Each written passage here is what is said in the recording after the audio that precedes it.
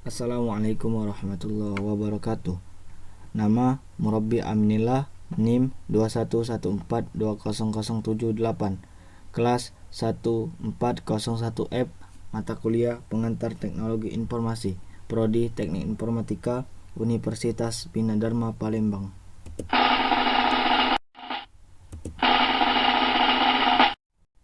Keamanan komputer.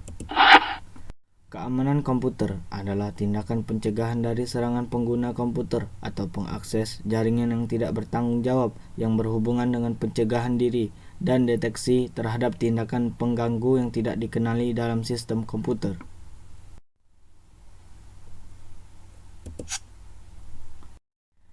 Aspek-aspek keamanan komputer antara lain: 1. Privasi adalah sesuatu yang bersifat rahasia atau private. Intinya adalah pencegahan agar informasi tersebut tidak diakses oleh orang yang tidak berhak. Contohnya adalah email atau file-file lain yang tidak boleh dibaca orang lain meskipun oleh administrator. Pencegahan yang mungkin dilakukan adalah dengan menggunakan teknologi enkripsi. Jadi, hanya pemilik informasi yang dapat mengetahui informasi yang sesungguhnya.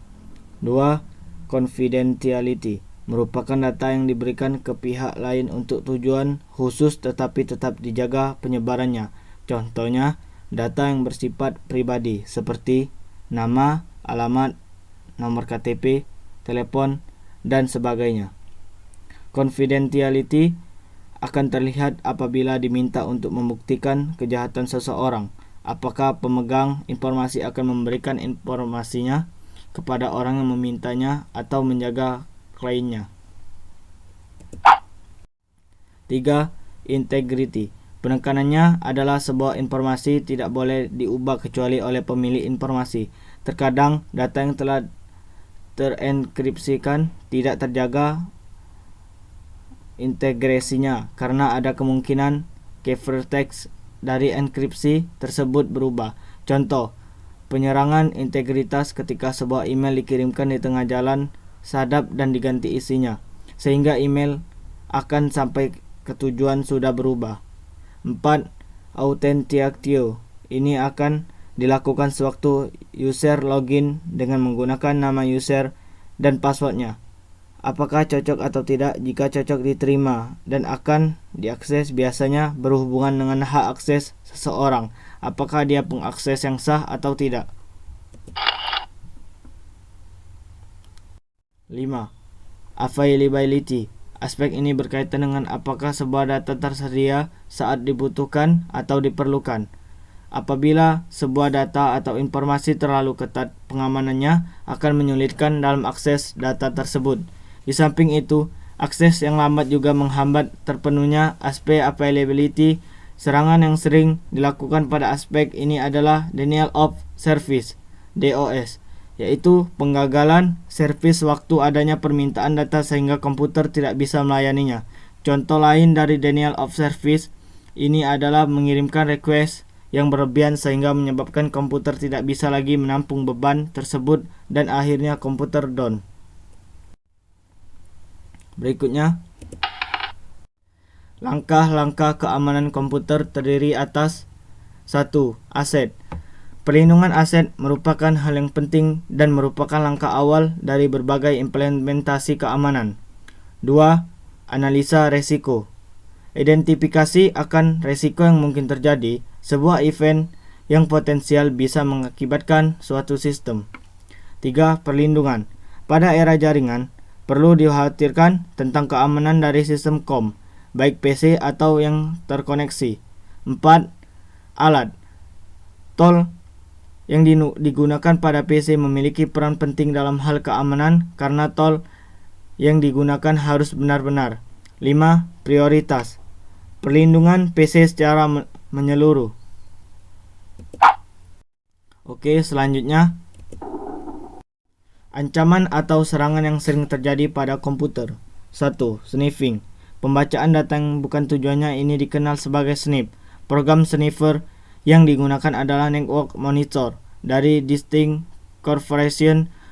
Program ini merupakan versi trial yang berumur 10 hari. Di dalam komunikasi TCP atau IP, atau yang menggunakan model komunikasi 7 layer OSI, sebuah komputer akan mengirim data dengan alamat komputer tujuan pada sebuah LAN dengan topologi bus atau star dengan menggunakan hub yang tidak dapat melakukan switch, atau hub tersebut melakukan broadcast. Setiap komputer dalam jaringan tersebut menerima data tersebut. Standarnya, hanya komputer dengan alamat yang bersesuaian dengan alamat tujuanlah yang akan mengambil data tersebut.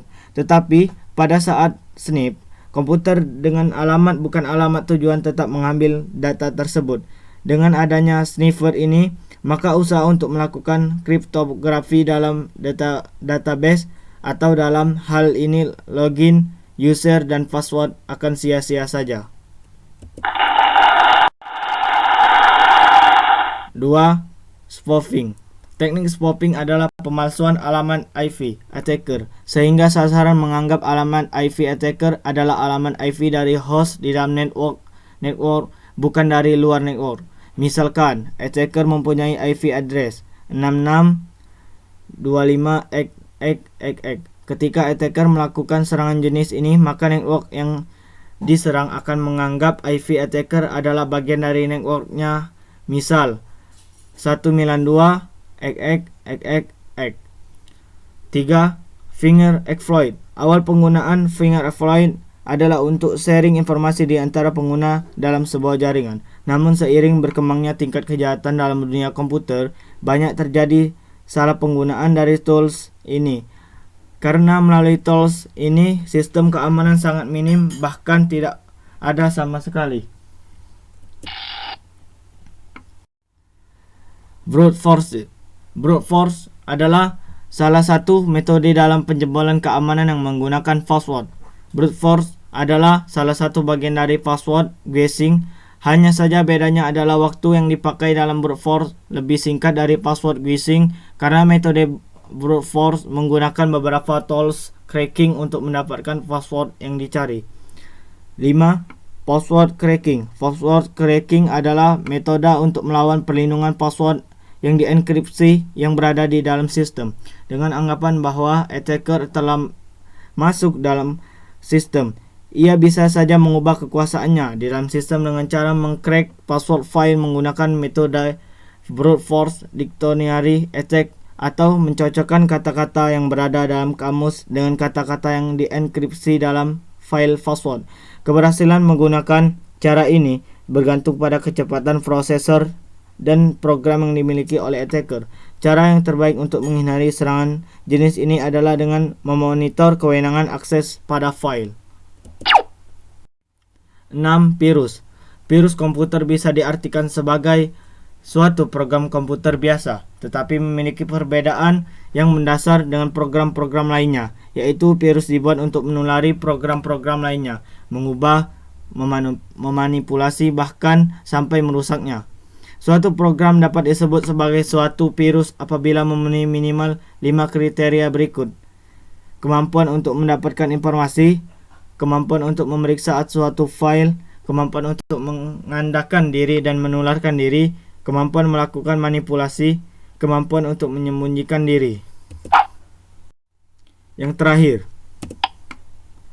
cara mencegah terjadinya serangan pada komputer terdiri dari 4 faktor yang merupakan cara untuk mencegah terjadinya serangan atau kebocoran sistem. 1. Desain sistem.